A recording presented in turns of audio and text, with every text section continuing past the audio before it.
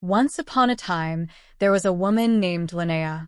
She had a tough time dealing with her mother-in-law, Freyja, and her husband, Oscar, who didn't seem to care much about her safety. Linnea decided to change the names in her story to keep her identity hidden.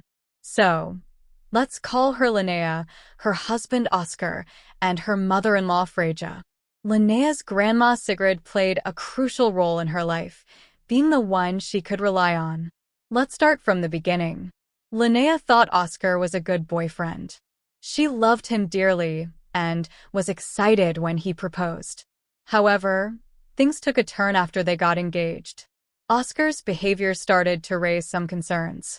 Linnea noticed that Oscar and his mother, Freyja, were unusually close. Freyja seemed to have a lot of control over Oscar. Problems began when Freyja moved in with them and started meddling in their affairs.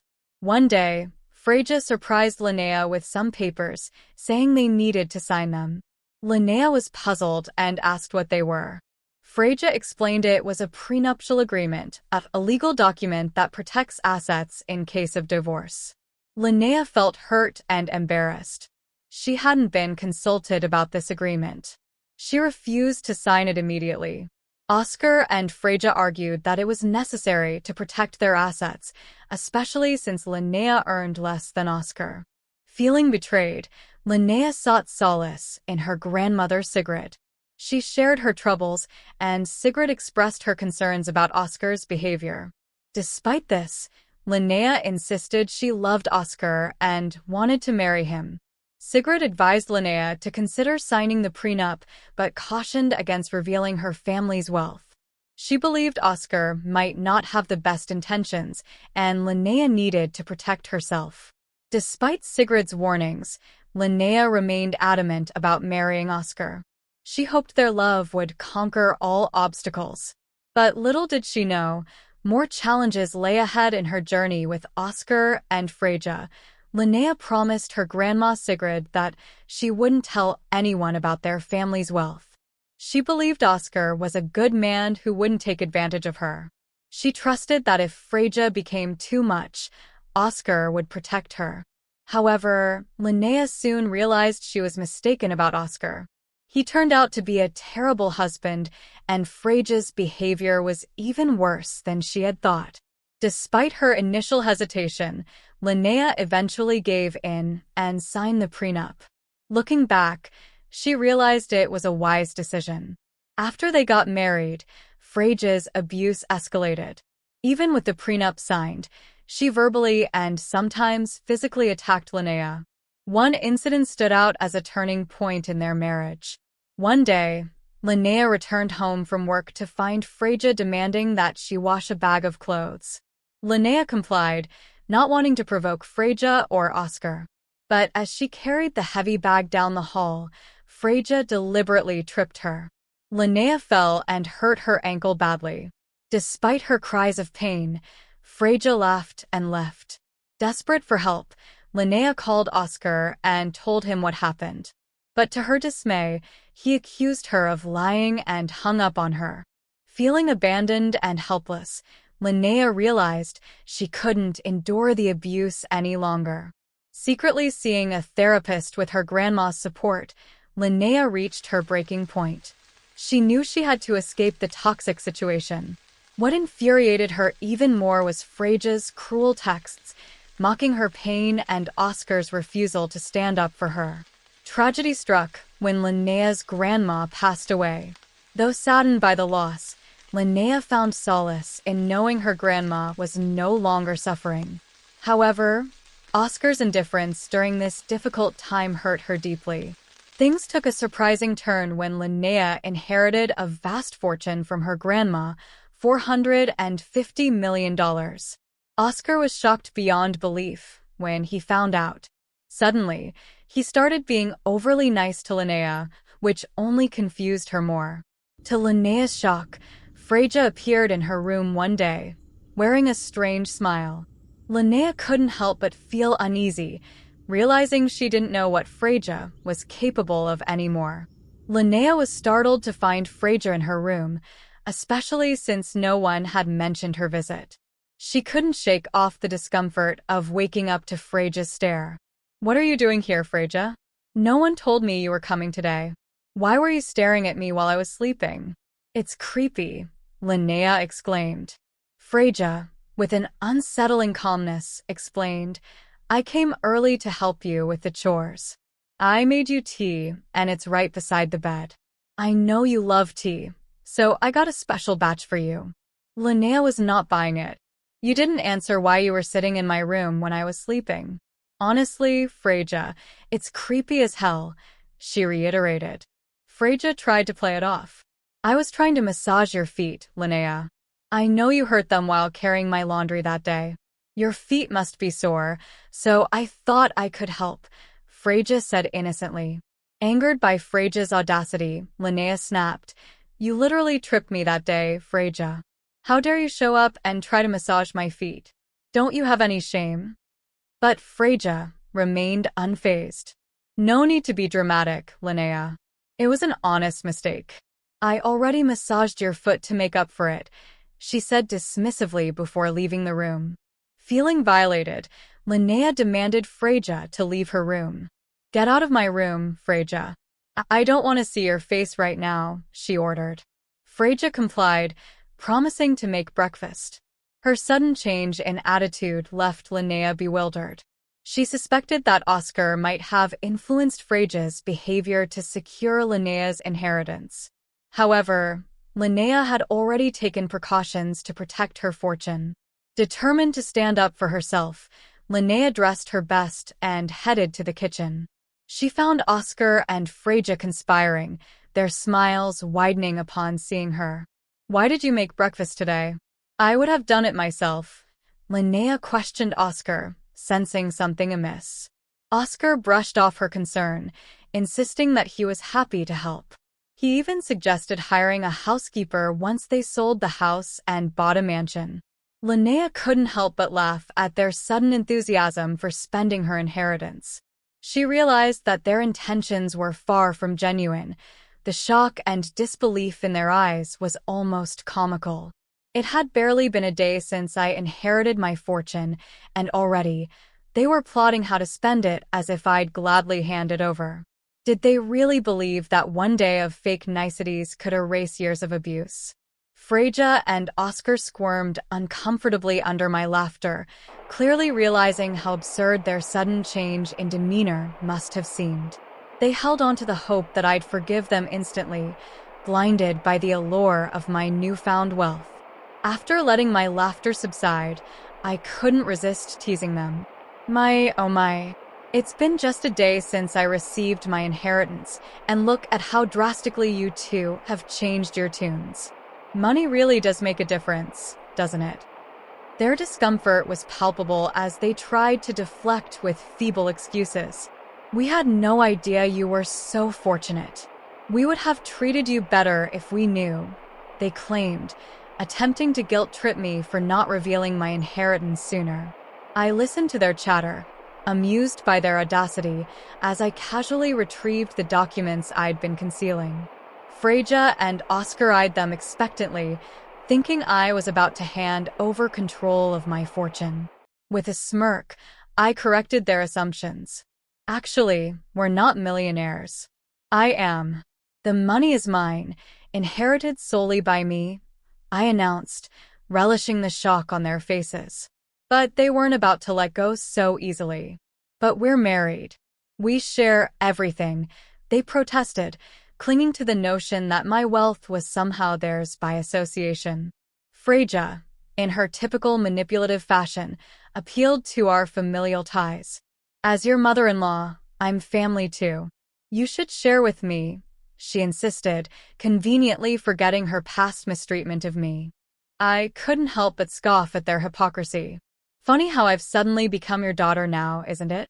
Until yesterday, I was just the witch your son married. And as for you, Oscar, you've been a terrible husband. I've filed for divorce," I declared, slamming the divorce papers on the table. Their initial disbelief quickly turned to panic as they scanned the documents, realizing I wasn't bluffing. "What is this, Linnea? Why would you do this?" They stammered, unable to comprehend that I had finally found the courage to break free from their toxic grasp. Their shock was a satisfying confirmation that they never expected me to stand up for myself. But it was too late for their apologies and empty promises. I was done playing their game, and now I held all the cards, feeling their anger seethe. I couldn't help but confront them head-on. "Why are you surprised, Oscar? I warned you this was coming from the moment Freja tripped me. I can't believe you're still stuck in the past. I've apologized for it, and it's done. But that doesn't erase the abuse I've endured. This isn't something I can just get over," I asserted. But their response only fueled my determination. "You expect me to forgive and forget? I'm divorcing both of you, and you won't see a penny of my inheritance," I declared, unable to believe I once loved such vile individuals. Their shock quickly turned to anger. "What's the use of divorcing me, Linnea? Your inheritance is our marital asset, so I'll get half of it anyway," Oscar sneered, clearly underestimating my resolve. But I had a trump card up my sleeve. "Did you forget about the prenup you and your mother forced me to sign? Most of my inheritance is protected by it," I reminded them. Their faces fell as they realized their mistake. The prenup was a way for them to abuse people and not face consequences, I observed, relishing their comeuppance. Unwilling to let me go without a fight, they threatened legal action. "You can't just decide on your own. I'll fight you in court," Oscar insisted, his tone dripping with malice. But I wasn't about to back down. "I have evidence of your abuse, Freja. Confessions you made in texts," I countered, watching their faces pale at the realization of their vulnerability. Their apologies came in a frantic flurry, but I knew their contrition was insincere. They forgot that I had the power to put Joan in jail, I mused, seeing through their desperate pleas for forgiveness. Their attempts to manipulate me fell on deaf ears. I had endured enough, and now it was time for them to face the consequences of their actions. While Oscar and Freja scrambled to salvage their situation, I was quietly biding my time, waiting for the perfect moment to make my move. Armed with the divorce papers, I left their house, determined to start anew. Oscar and Freja pleaded with me to stay, urging me to talk it out like adults, but I had made up my mind. I was moving into my grandmother's house, a place of comfort and solace that now belonged to me. As I settled into my new home, Oscar and Freja's attempts to change my mind fell on deaf ears. I held firm, reminding them of the consequences if Oscar refused to sign the divorce papers. Eventually, faced with the reality of their predicament, Oscar relented and signed, unwilling to risk his mother facing legal repercussions. But their troubles were far from over. Oscar, unable to accept the divorce, turned on Freja, blaming her for their downfall. Their relationship crumbled under the weight of resentment and blame, leaving Freja homeless and destitute. Meanwhile, I made it my mission to expose their true nature to the world, ensuring they faced the consequences of their actions. Through donations to women's shelters and advocating for victims of abuse, I sought to turn my ordeal into a force for good. With my inheritance wisely invested, I continued working at my old job, finding purpose and fulfillment in my independence. Though my journey had been fraught with challenges, I remained hopeful for the future, trusting that someday I would find someone worthy of my love and loyalty. In the months that followed, I immersed myself in rebuilding my life, one step at a time. While Oscar and Freja wrestled with the fallout of their actions, I focused on healing and moving forward. My grandmother's house became a sanctuary, a place where I could reflect on the past and envision a brighter future. As I settled into my new surroundings, I found solace in the familiar sights and sounds that reminded me of cherished memories with my grandmother. Each room held a piece of her spirit, a reminder of her enduring love and wisdom. But amidst the tranquility of my grandmother's home, echoes of the past still lingered. The scars of abuse ran deep, leaving me grappling with feelings of betrayal and mistrust. Yet, with each passing day, I grew stronger, determined to reclaim my sense of self-worth and dignity. Meanwhile, Oscar and Freja's lives took a downward spiral. Stripped of their illusions of wealth and security, they faced the harsh reality of their own shortcomings. With their relationship in shambles and their reputations tarnished, they found themselves isolated and alone. Despite their attempts to reconcile, the rift between them only widened, fueled by resentment and regret. Their fall from grace served as a cautionary tale, a stark reminder of the consequences of greed and manipulation. As for me, I found purpose in advocating for others who had endured similar hardships. Through my donations to women's shelters and involvement in community outreach programs, I sought to empower survivors and break the cycle of abuse. But amidst the challenges and setbacks, there were moments of joy and triumph.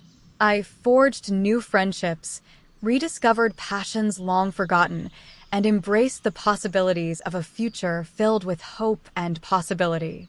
And through it all, I remained grateful for the resilience that carried me through the darkest of times. With each sunrise, I was reminded of the boundless strength that lay within, a testament to the indomitable spirit of the human heart. As the seasons changed, so too did the landscape of my life. I found myself navigating uncharted territory, guided by a newfound sense of purpose and determination. While Oscar and Freja's lives seemed to spiral further into chaos, I remained steadfast in my pursuit of healing and renewal.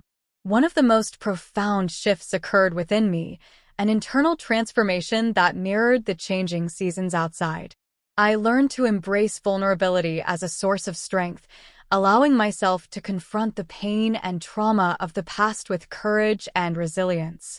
Through therapy and self-reflection, I peeled back the layers of emotional armor that had shielded me for so long, revealing the raw, unfiltered truth of my experiences. In doing so, I discovered a profound sense of liberation, a freedom that transcended the confines of my circumstances. No longer shackled by the chains of fear and self-doubt, I embraced my newfound autonomy with a fierce determination to live life on my own terms. With each passing day, I found new ways to nurture my spirit and cultivate joy in the present moment. Whether it was tending to the garden my grandmother had lovingly tended or immersing myself in creative pursuits, I reveled in the simple pleasures that brought me solace and fulfillment. Yet, amidst the quiet moments of introspection, there were also challenges to overcome. Old wounds resurfaced, triggering waves of grief and uncertainty. But instead of retreating into darkness, I leaned into the discomfort, allowing myself to feel deeply and fully without judgment or shame. In doing so, I discovered the profound power of self-compassion, a gentle reminder that healing is not a linear journey but a continuous ebb and flow of growth and renewal. With each step forward, I honored the resilience that had carried me through the storm, trusting in the inherent wisdom of my own inner compass. And as the days turned into weeks and months, I found myself standing at the threshold of a new beginning, a chapter filled with possibility and promise. Armed with the lessons of the past and the wisdom gained from adversity, I embraced the future with open arms, ready to write the next chapter of my story with courage, grace, and resilience.